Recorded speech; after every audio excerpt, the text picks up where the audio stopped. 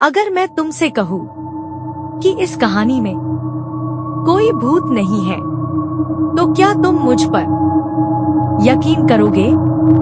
और अगर मैं कहूँ कि डर किसी परछाई से नहीं, बल्कि एक आवाज से आता है, एक ऐसी आवाज जो सिर्फ वही सुन सकता है जिसने एक बहुत बड़ी गलती की हो।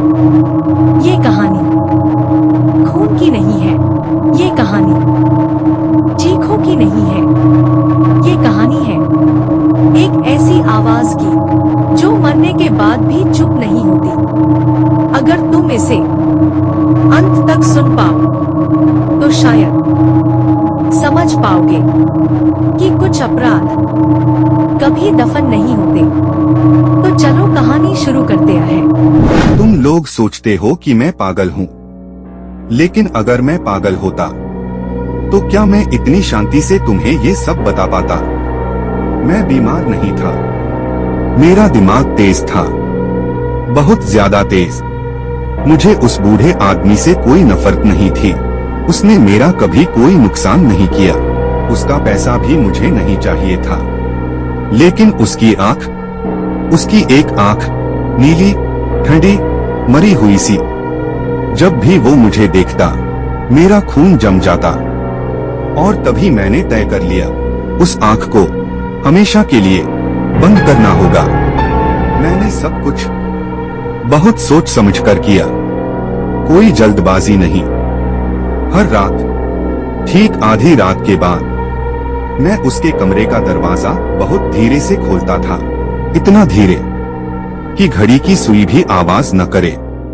फिर मैं टॉर्च जलाता, बस एक पतली सी रोशनी की लकीर। 7 रातों तक उसकी आंख बंद थी, और जब तक वो आंख बंद थी मैं कुछ नहीं कर सकता था। लेकिन 8वीं रात कुछ बदल गया। जैसे ही मैंने दरवाजा खोला वो जाग चुका था। मैंने उसे सुना, बिस्तर पर धीरे से सिमटते हुए।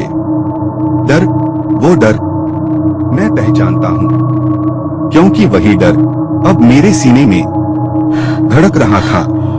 और तभी मैंने उसे सुना, धड़क धड़क धड़क। उसका दिल।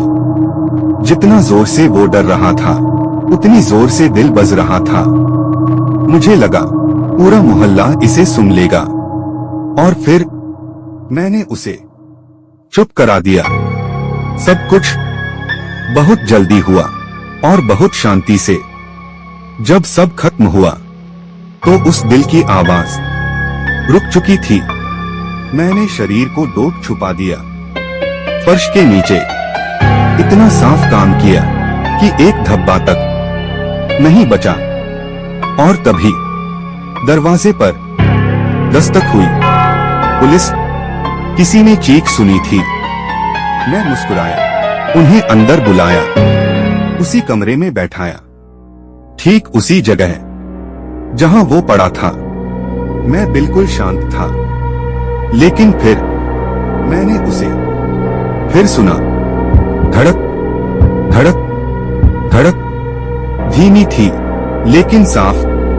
मैंने सोचा ये मेरा वहम है, लेकिन आवाज तेज होती गई।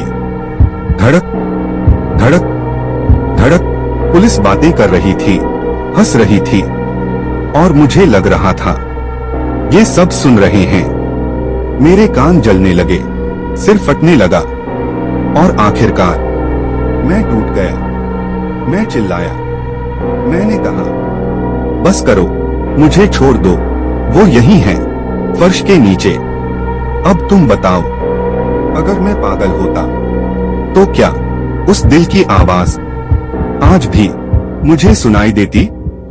कुछ आवाजें मरने के बाद भी चुप नहीं होती।